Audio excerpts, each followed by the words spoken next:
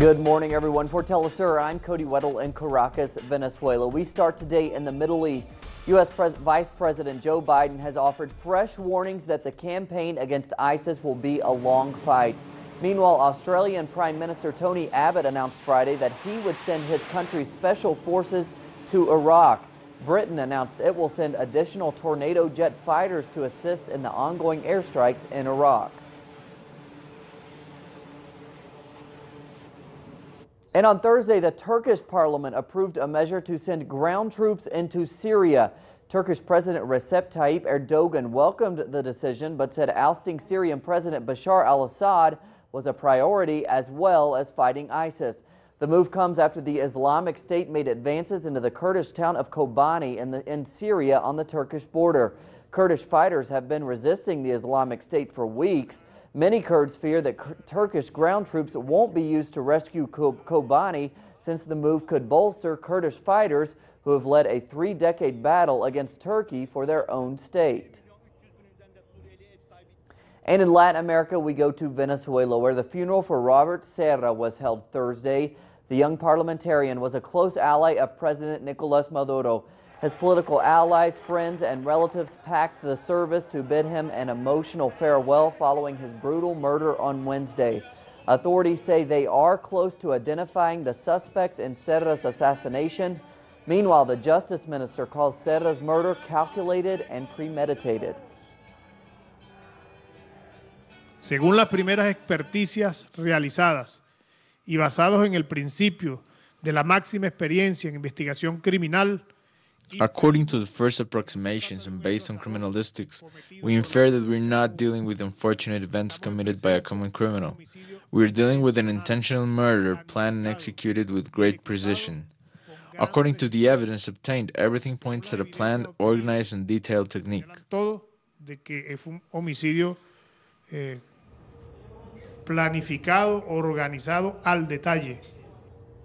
Venezuelan President Nicolas Maduro also spoke at Serra's funeral. Maduro warned of right-wing political violence in Venezuela. Detuvimos también 4 grupos distintos que venían a llenar de violencia y a hacer atentados. We have detained 4 different groups which came to attack our country's central cities, including Caracas. Los agarramos con las pruebas, con los explosivos. And filled them with violence. We cut them with explosives. Yo lo denuncié. Y aquí lo I've denounced it before, and I say it again on this very sad day. Grupos terroristas, terrorist groups encouraged by sectors of Venezuela's ultra-right and Colombian paramilitary groups are behind plans to bring violence to our country. Están detrás de planes para llevar violencia. The Brazilian electoral campaign officially ended late on Thursday with the last televised debate between the candidates. President Dilma Rousseff is widely regarded as the favorite. During our special coverage of these elections yesterday, we took an in-depth look at the incumbent Dilma Rousseff's campaign platform and the achievements of the Workers' Party. A much better economic performance has continued under the party, with GDP per person growing 2.5% per year. That's more than 3 times faster than under the previous governments. It's also despite the global economic crisis in 2008 and 2009. The growth has also been shared among all Brazilians. Poverty has been reduced by over half and extreme poverty by 2/3. A number of individuals covered by the Bolsa Familia cash transfer program increased from 16.2 million to 57.8 million. We go now to the ongoing peace talks between the FARC guerrilla group and the Colombian government. Our correspondent Charles Parkinson has more on the role being played by the conflict's victims in these talks. At a press conference in Havana on October 2nd, the third victims delegation taking part in Colombia's peace talks spoke to the media after each of its 12 members had presented their cases to the teams at the negotiating table. Like the delegations before them, the victims presented a unified voice calling for a rapid end to the conflict. It's a message gaining increasing traction in the country. Lo que tenemos que mirar como lo What dijeron. we have to see, like some of these victims said, is that we Colombian people are 46 or 47 million victims, and we all have the right to be heard, not just some. A ser escuchados y no solamente algunos. Ella no es la directora, es la mamá de todos. For Janet Bautista, who was a member of the second delegation and among several participants to receive threats, it is imperative that the government guarantees the safety of all those taking part in the process and other activists supporting the talks. Hay que decirle al alto gobierno que es It necesario. must be said to the government that it is necessary to guarantee not only the material security of the victims that are traveling, but also to make high-level political pronouncements that support our work and sanction the stigmatization that has been carried out by the likes of ex-President Álvaro Uribe. Parte del expresidente Uribe difamatoriamente. As the country moves closer to peace, the government may have to step up its efforts against those who seek to derail the process.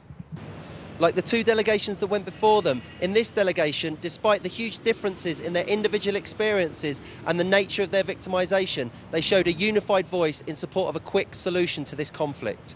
Charles Parkinson, Telesur in Bogota, Colombia. And thanks to Charles. And we go to the United States, where President Barack Obama continues facing criticism for his role in immigration reform. Obama told a gala held by the Congressional Hispanic Caucus that he will continue pushing for reforms. Obama faced heckling at the gathering, highlighting the growing frustration in the Latino community over his failure to move quickly as he promised previously. Republicans have consistently blocked immigration reform in Congress.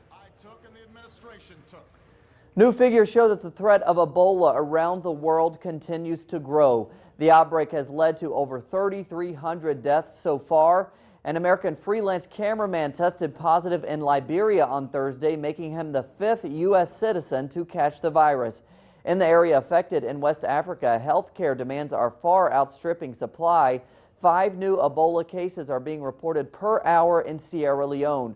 Cuban doctors and nurses have arrived in West Africa on Thursday to help combat the outbreak.